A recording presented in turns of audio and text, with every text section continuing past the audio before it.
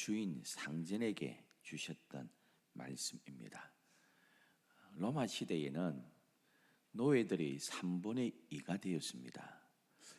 당시에는 오늘 같은 인구조사가 없었기 때문에 정확한 인구는 알 수 없지만 대략 학자들이 추측하기를 로마 시대에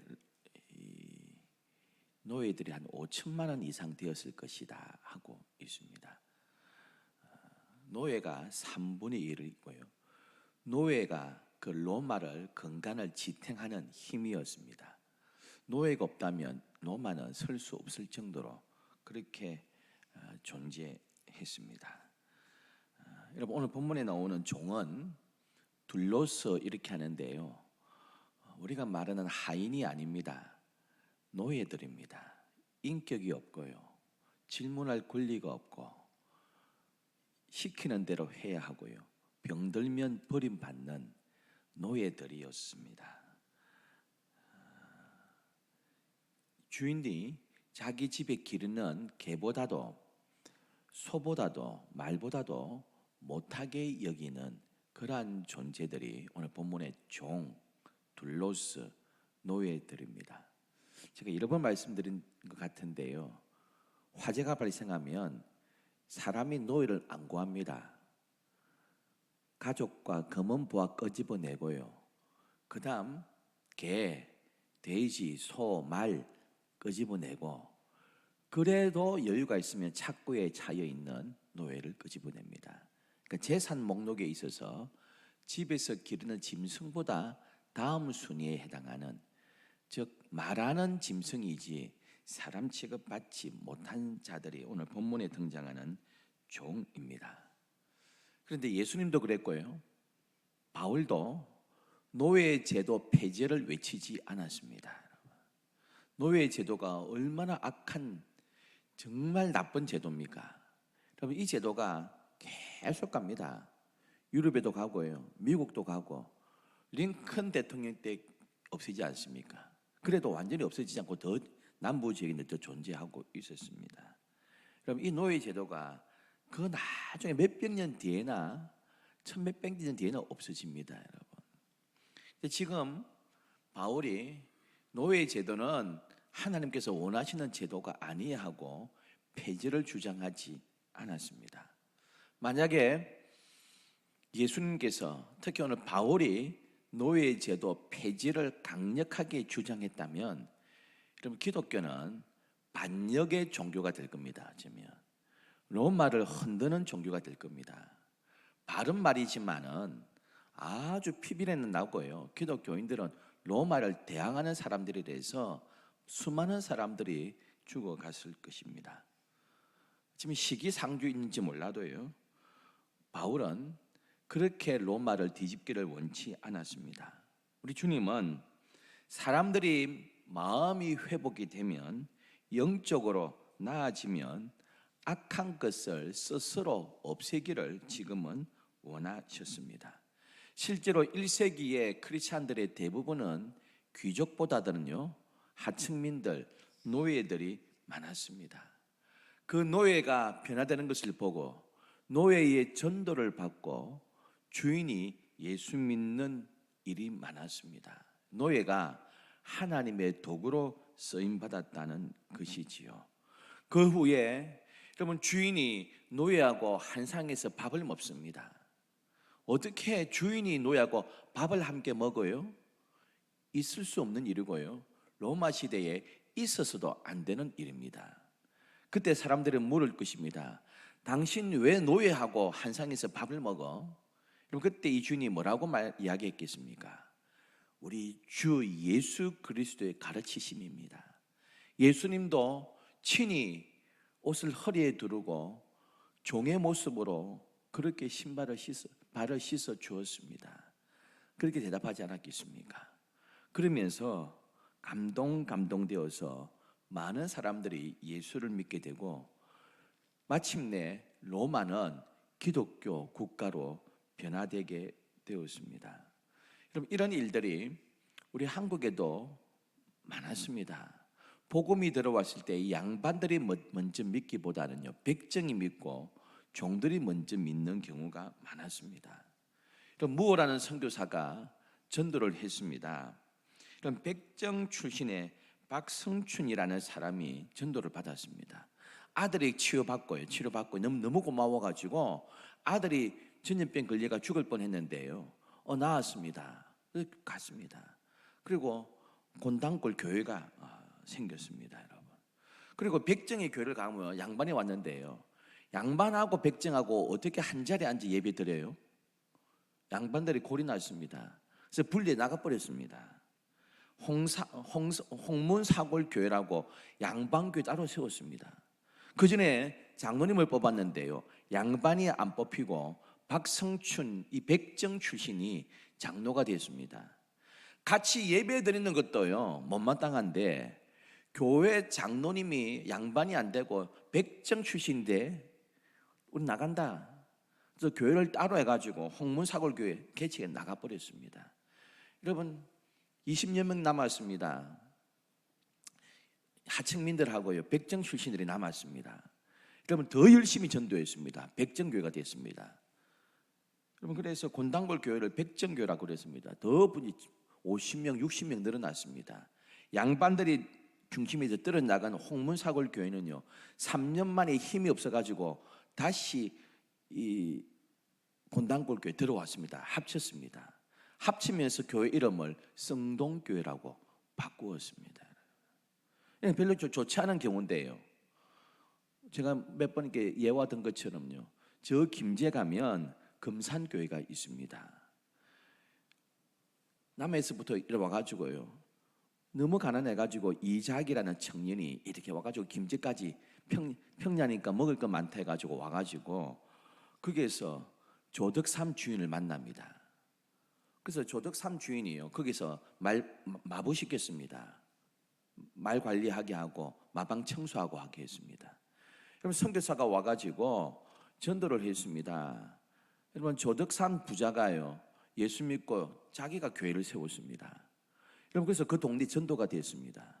역시 자기가 부리는 하인, 나이가 어린 하인 이작 하인도 예수 믿었습니다. 여러분 교회가 부흥하면서 장로를 세워야 되잖아요. 장로님 투표를 했는데 여러분 이 조덕삼 양반이고 부자고 자기가 교회 세웠고 전도 많이 했고요. 인격도 좋고 했습니다. 근데 투표해 보니까 자기가 집에서 밥 먹여주고 기르고 데리고 있는 이자익 하인이 장로가 되었습니다. 여러분 그때 교인들이요 웅성웅성했습니다. 야 큰일 났다. 큰일 났다. 조덕삼 양반 세운 교회고 헌금도 제일 많이 하고 제일 헌신하는데 밑에 하인님 장로가 먼저 큰일 났다 했습니다. 근데 조덕삼 이 양반이 일어나가지고 하나님께서 이자익 씨를 장로로 뽑으셨습니다. 우리가 장로로 섬기고 잘 받들어야 됩니다. 이랬습니다. 그리고 여러분 집에서는 평일은 하인이고요 주일은 장로님 이렇게 받들었습니다. 나중에 조덕삼 씨도 장로님이 됩니다. 데리고 있어 보니까 하인이지만은 똑똑하거든요. 평양신학교 보냅니다. 그 모든 생활비하고 학비 다 대줍니다. 졸업 이후에 목회자가 됩니다, 여러분.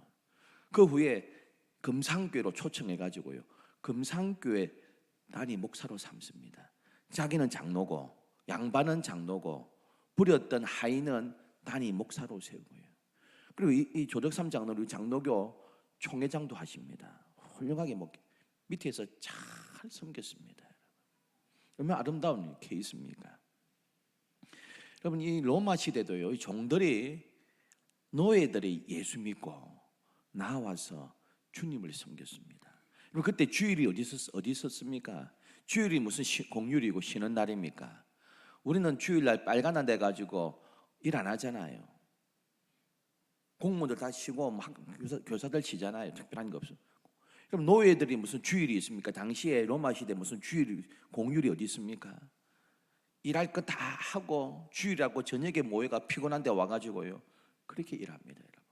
그러니까 밤늦게 낮에 그렇게 섬기고 밭일 하고요 노동일 하고 다 하고 밤에 모여가지고 예배드립니다. 얼마나 피곤합니까? 그래 피곤하니까요 유두고는 떨어집니다. 졸다가요. 그러면서 하나님 섬기고 교회 섬기고 자기가 집에 있는 그 주인을 섬겼습니다. 오늘 그 노예들한테 뭐라고 이야기합니까? 22절은 이렇게 말씀합니다. 종들아, 모든 일에 육신의 상전들에게 순종하되 사람을 기쁘게 하는 자와 같이 눈가림만 하지 말고 오직 주를 두려워하여 성실한 마음으로 하라. 짐승만도 못한 취급을 받으면서도 자기 주인, 자기를 짐승처럼 대접하는 그 주인한테 하나님을 섬기는 것처럼 주님을 두려워하는 마음으로 성실하게 마음을 다하고 봉사하라고 그렇게 말씀하고 있습니다. 이 말씀을 받기가 쉽지 않았을 것입니다. 그런데 노예들을 향하여 자기 주인에게 복종하라고 합니다. 여러분, 이런 말은 성경에서만 아니라 다른 종교의 경전에도 나옵니다. 종교가 없는 사람들도 다 알고 지키는 사회 윤리입니다. 그렇다면 성경의 가르침이 다른 종교와 사회 윤리와 다른 점이 무엇입니까? 그것은요, 하나님의 주권을 인정한다는 것입니다. 하나님께서 그 사람을 세우셨을 것이야. 하나님께서 세우셨으니까 내가 하나님을 섬기는 마음으로 섬기는 것이야. 그렇게 이야기하고 있습니다. 그래서 하나님을 인정하면서 하나님께서 세우셨으니까 하나님을 섬기는 마음으로, 성실한 마음으로 봉사하라고 말씀하고 있습니다. 이것이 믿지 않는 사람하고 우리의 차이입니다. 여러분, 신자는 모든 영역에 있어서 우리 하나님의 주되심을 인정하는 사람입니다. 할렐루야. 여러분, 내 자녀도 내 것 아닙니다. 하나님의 것입니다. 내 건강도, 내 지위도, 내 가정도, 내 직장도, 내 물질도 하나님의 것이 내 것이 아니라 하나님의 것임을 인정하는 것입니다. 우리 하나님이 나의 주님이십니다. 내 것이 아닙니다. 나에게 잠깐 맡기신 것입니다. 여러분, 주인이 가면서 1달란트 맡깁니다. 2달란트 맡깁니다. 5달란트 맡겼습니다. 자기 것입니까?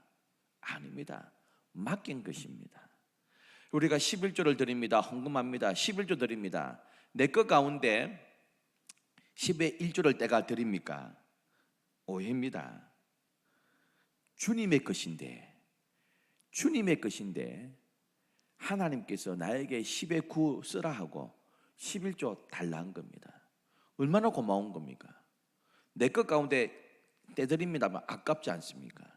하나님이 주시면서 내 건데 네 10의 9 알아서 쓰고 기본적으로 11조만 일단 바쳐. 얼마나 감사한 것입니까? 그 11조는 은혜입니다. 하나님의 주되심을 인정하는 것입니다. 하나님이 무슨 돈이 없어서 조금 더 갖고 싶어서 10의 1 내고 성경도 해 이렇게 하십니까? 우리가 타락할까 봐 방지하기 위해서 최소한이라도 하나님의 주되심을 잊지 말라고 우리에게 말씀하신 것입니다. 여러분, 에덴 동산에 선악을 알게 하는 나무 열매 먹지 말라 했습니다. 다 먹으라 하잖아요. 전부 다 먹으라 하잖아요. 근데 전부 다 먹으라는 거는 빠뜨리고요, 마귀가 뭐라 합니까? 뱀이 전부 먹지 말라 하더냐 이럽니다. 아주 부정적으로 이야기합니다. 그거 선악을 알게 하는 나무가 너무 귀해서 그렇습니까? 아닙니다. 생명나무처럼 동산 중앙에 있습니다. 동산 중앙에 있으니까 어디서나 보입니다. 딱 보면서 내가 주인이 아니야. 내 위에 내가 경배해야 될 하나님이 있어. 나에게 하라 하지 말라고 말씀하시는 한 분이 있어. 모든 거 먹었고 마음대로 하지만 내가 기억해야 될 한 분이 있어. 그거 하라고, 주되심 인정하라고 만드신 것 아닙니까? 하나님은 이스라엘 백성에게요, 땅 주시면서 소유와 관리를 분리하시고 철저히 구분하셨습니다. 여러분, 내 땅 팔았어요. 돈이 없어가지고 조상 대대로 물려받은 땅 팔았습니다. 50년째 안식일이 7번 지나고요, 50년째 희년 때는 원주인에게 무조건 돌려줍니다. 땅을 샀다고 해서 자기 게 아닙니다. 50년째는 원래 주인에게 돌려줍니다. 땅은 네 것이 아니다. 하나님의 것이다. 가르쳐 주기 위한 것입니다. 그래서 내가 땅을 샀어도요, 희년이 다가오면 땅값이 계속 떨어집니다. 내 땅 아니니까요. 돌려줘야 될 거니까요. 이 모든 것 너의 것 아니야. 하나님의 것이야. 그렇게 말씀하고 있습니다. 23절에서 24절은 이렇게 말씀합니다. 무슨 일을 하든지 마음을 다하여 주께 하듯 하고 사람에게 하듯 하지 말라. 이는 기업의 상을 주께 받을 줄 아나니 너희는 주 그리스도를 섬기느니라. 할렐루야. 여러분, 저는 이 구절을 묵상하면서요, 노예들이요 큰 위로를 받았을 것 같아요. 무슨 일을 하든지 마음을 다하여 하나님을 섬기듯이 해봐라 입니다. 여러분, 노예에게 상이 있습니까? 노예가 열심히 했다고 주인이 상 주는가요? 안 줍니다. 여러분, 노예인데요. 늙어버리면 팔아버리면 끝인데요. 노예에게 무슨 상이 있습니까? 그런데 바울은 이렇게 말씀합니다. 마음을 다하여 주님을 섬기듯이 섬겨봐. 기업의 상을 하나님께 받을 것이다. 할렐루야. 여러분, 노예가 무슨 희망이 있습니까? 그런데 이 구절 읽으면서요, 크리스찬 노예들은 엄청난 위로의 말씀이 됐을 것 같아요. 나는 평생 이 집의 노예고 한 푼도 받을 수 없는 노예인데 바울이 이렇게 적었습니다. 너희들 하나님을 섬기는 마음으로 섬겨봐. 하늘나라에 기업이 있단다. 하늘나라에 큰 상급이 기다리고 있단다. 여러분, 노예이니까 아무 재산이 없습니다. 소유권이 없어서 헌금을 드리고 싶어도 할 수 없고요, 노예이기 때문에 자기 시간도 없습니다. 성경 공부하고 싶어도 할 수가 없을 것입니다. 그런데 하나님 앞에 가서 상 받을 일이 없다고 생각했는데 하나님 나라 가면 상 받을 것이 많아. 그리스도를 섬기듯이 너 노예지만 너 주인을 한번 섬겨봐. 노예지만 그 집안의 일을 하나님 일을 하는 것처럼 최선을 다해봐. 하늘나라에 상이 있다. 여러분, 이랬을 때 노예들에게 큰 힘과 위로가 격려가 되었을 것입니다. 오늘도 마찬가지입니다. 하나님께서 우리에게 맡겨주신 일들이 있습니다. 직장이나 사업이나 우리 학생들은 학교에서나 가정에서 주의 뜻대로 하나님을 섬기듯이 그 일을 할 때에 하나님께서 우리에게 상급을 예비해 놓으신 줄 믿습니다. 교회에서 너는 목사로서, 장로로서, 권사로서 뭘 했느냐 물으실 것입니다. 그것만 묻지 않을 것입니다. 너는 가정에서 남편으로서, 아내로서 정말 최선을 다했냐? 너는 그 사업을 하면서 어떤 마음으로 경영했느냐? 같이 일하는 직원들을 정말 공정하게, 공평하게, 인격적으로 대우했느냐? 외국인 노동자라고 해서 무시하고 인격적으로 질밟고 하지 않았느냐? 네 직장 생활에서, 너는 학교 다닐 때 학교 생활에서 정말로 최선을 다하고 하나님을 섬기듯이 학생들을 섬겼느냐 물으실 것입니다. 무슨 일을 하든지 하나님께 하듯이, 주님을 섬기듯이 너는 정말 그렇게 했느냐, 그렇게 물으실 것입니다. 여러분, 우리의 진짜 주인은, 내 위의 상사는 내가 모시는 사장님이 아니고요, 진짜 상사는 우리 하나님이신 줄 믿습니다. 여러분, 그래서 그 하나님을 섬기듯이 직장일 해봐, 하나님을 섬기듯이 학교를 해봐, 그렇게 말씀하고 있습니다. 세계적인 신학자 윌리엄 바클레이가 있습니다. 이분이 이런 이야기를 했더군요. 크리스찬이 만들어 생산하는 모든 물건 하나님께 보여드려도 떳떳할 정도로 좋아야 된다, 이렇게 했습니다. 사람에게 적당히 파는 물건이 아니라 하나님이 보시기에 야, 괜찮은 물건이다 할 정도로 최선을 다하라고 말씀하셨습니다. 여러분, 직장 생활하는 사람들, 상사가 보든지 안 보든지 최선을 다해야 됩니다. 흉보지 아니하고요. 지난주 우리 중고등부 제가 설교하면서 그 예화를 하나 썼습니다.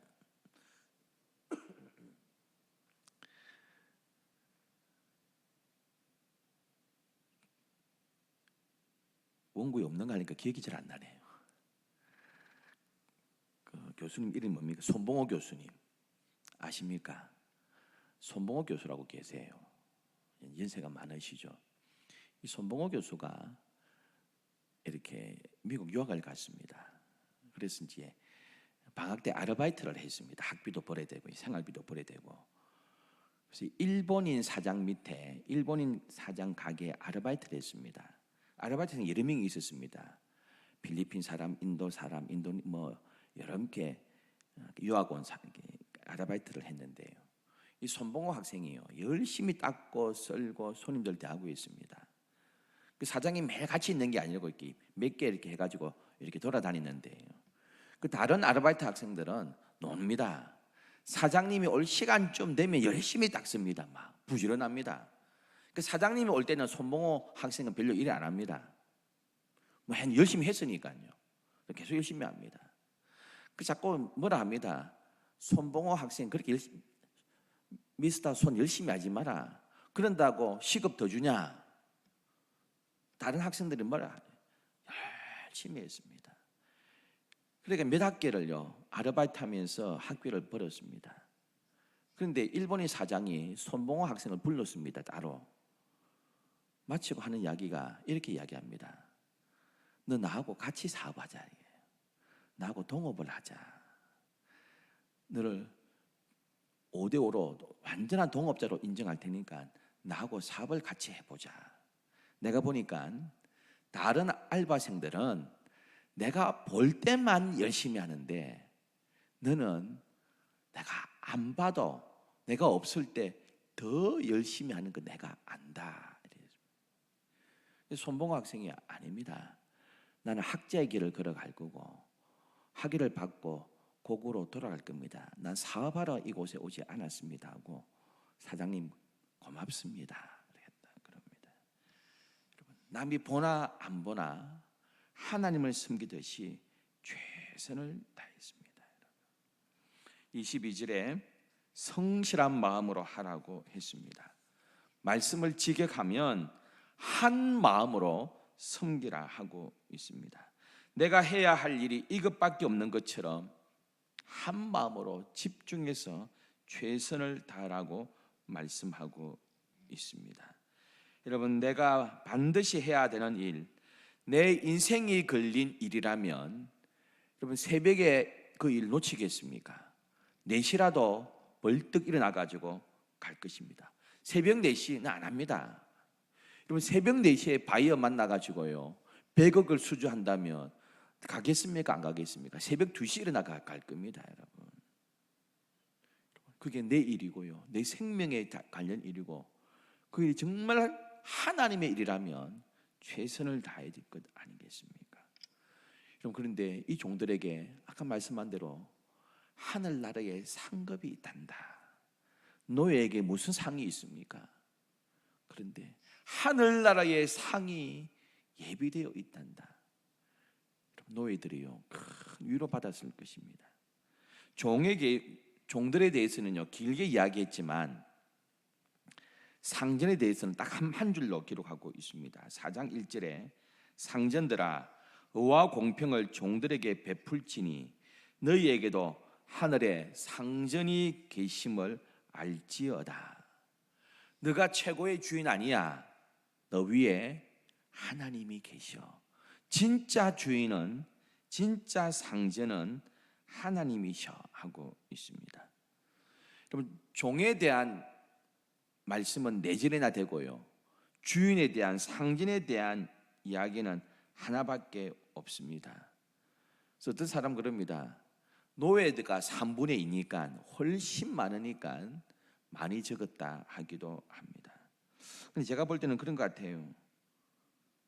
종들은 이런 권면의 말씀이 없어도 어차피 자신의 생사를 쥐고 있는 상전에게 순종해야 하는 인생입니다. 상전에게 순종하지 아니하면 죽임을 당합니다. 여러분, 이런 권면의 말씀 통해서 어차피 순종해야 되는데 순종 안 하면 매를 맞고 죽임 당하는데요. 어차피 순종해야 될 텐데 그 일에 긍지와 자부심, 어쩔 수 없이 하는 일이 아니라 하나님을 섬기듯이 해봐. 하나님께서 큰 상을 주실 거야. 종들아 모든 일에 육신의 상전들에게 순종하라 했습니다. 여러분, 이 말씀 보세요. 육신의 상전들에게 순종하라. 다 무슨 말입니까? 진짜 상전 있다는 이야기입니다. 육신의 상전 말고 영혼의 상전, 내 인생의 상전이 따로 있다고 지금 말씀하고 있는 것입니다. 그리고 상전에게 또 이야기합니다. 네가 진짜 상전 아니야. 하늘에 상전이 계심을 알지어다. 이렇게 말씀하고 있습니다. 여러분, 우리의 진짜 주인은 우리 여호와 하나님이신 줄 믿습니다. 이 세상 사는 동안 누구는 종으로 살고 누구는 상전으로 삽니다. 그렇지만 진짜 상전은 우리 하나님 한 분이 진짜 상전인 줄 믿습니다. 여러분, 진짜 행복한 사람은 섬김을 받는 사람 아니고요, 섬기는 사람이 진짜 행복합니다. 사랑받는 사람도 행복하지만 사랑하는 사람이 더 행복합니다. 우리 모두가 교회를 섬기는 일꾼들입니다. 교회의 어떤 부분을 섬기든지, 일터에서 어떤 일을 섬기든지 주님을 섬기는 마음으로 섬길 때에 하늘나라의 상급을 우리에게 예비해 놓으신 줄 믿습니다. 여러분, 제가 부활절 옛날에 설교하다가 이런 이야기 했습니다. 기억나십니까? 막달라 마리아가 2, 3일 예수님 못 봤다고 왜 예수님을 모릅니까? 무덤이 열려 있어요. 예수님의 시신이 없어졌어요. 울고 앉았습니다. 예수님이 나타났습니다. 동산지기인 줄 알고 예수님의 시신 어디 있습니까? 하도 울어가지고 눈물 때문에 안 보였겠습니까? 바로 앞에 있는데요, 어두워서 안 보였겠습니까? 예수님인 줄 몰랐어요. 엠마오로 내려가는 두 제자가 근심하며 내려갔는데요, 두 명이서 이렇게 대화하면서 갔는데 언제 붙었는지 몰라도 자기도 모르게 보니까 옆에 한 사람이 같이 대화 중에 끼어가지고 걸어가고 있어요. 왜 이리 근심 중인 겁니까? 당신 몰라요? 이랍니다. 그 세 명이 함께 걸어갑니다. 근데 그 한 명이 예수님이시잖아요. 부활하신 예수님이잖아요. 성경을 쭉 풀어주십니다. 그런데도 몰라요. 옆에서 막 설교하시고 막 성경 이야기해 주시는데도 예수님인 줄 몰라요. 나중에 앉아가지고 떡을 먹으면서 가슴이 뜨거워지며 주님이시다 보니까 없어졌어요. 예수님이요. 한참을 길을 가고 주고받고 대화를 하는데 예수신 줄 몰랐어요. 여러분, 제가 쌍꺼풀 수술하고 막 머리를 뽀글뽀글하게 하고요, 옷을 막 이러고 나타나면 전주 모르겠습니까? 다 알죠. 근데 예수님은 몰라요. 왜 그렇습니까? 마가복음 이렇게 이야기합니다. 다른 모양으로. 예수님이요, 다른 모양으로 나타나셨어요. 원래 그 3년간 보았던 예수님 모습이 아니고 다른 사람 모양으로 나타나니까 모르는 거예요. 막달라 마리아, 그렇게 주님 사랑했고 늘 주님 따라다니는데 몰랐습니다. 동산직인 줄 알았습니다. 왜요? 다른 모양으로 나타났으니까. 저는 그렇게 묵상해요. 왜 만날 때마다 다른 모양으로 나타납니까? 오늘 부활하신 예수님 나타날 때는 신목사 얼굴이었다가 내일 예수님께서 나타나실 때는요, 조연 집사님 모습으로 딱 나타나시고, 모레 딱 나타날 때는요 다른 여자 모습으로 나타나시고, 제자들이 어떤 마음 가지겠습니까? 딱 사람을 대할 때에 속으로 혹시 부활하신 예수님이 아닐까, 이런 생각 들지 않겠어요? 그러면서 더 조심스럽게 예를 갖추어서 대했을 것입니다. 왜 예수님께서 다른 모양으로 나타나셨겠습니까? 형제를 대할 때, 자매를 대할 때 부활하신 주님을 대하듯이 대하라고 하신 것 같아요. 오늘 똑같은 말씀합니다. 상전을 섬기든 무슨 일을 하든 죽게 하듯 하라. 노예지만, 아무 권리가 없는 노예지만 그런 삶을 살 때에 하늘에 상급이 크단다. 상전들아, 너희도 마찬가지야. 하늘에 상전이 있음을 기억하고 노예를 대할 때에 정말 인격적으로 대다오. 그렇게 주님 말씀하고 있습니다. 사랑하는 성도 여러분, 우리 사업도 우리 하나님이 우리의 주인인 줄 믿습니다. 우리 가정에서도, 학교에서도, 일터에서도 우리 하나님이 주인이십니다. 무엇을 하든지 우리 하나님의 주권과 소유권을 인정하고 살고요, 하나님을 섬기듯이 성도를 대하고 손님을 대하고 자녀를 대할 때 하나님께서 하늘의 상급을 우리에게 예비해 놓으실 줄 믿습니다. 기도하겠습니다. 참 좋으신 하나님, 언젠가 하나님 앞에 서는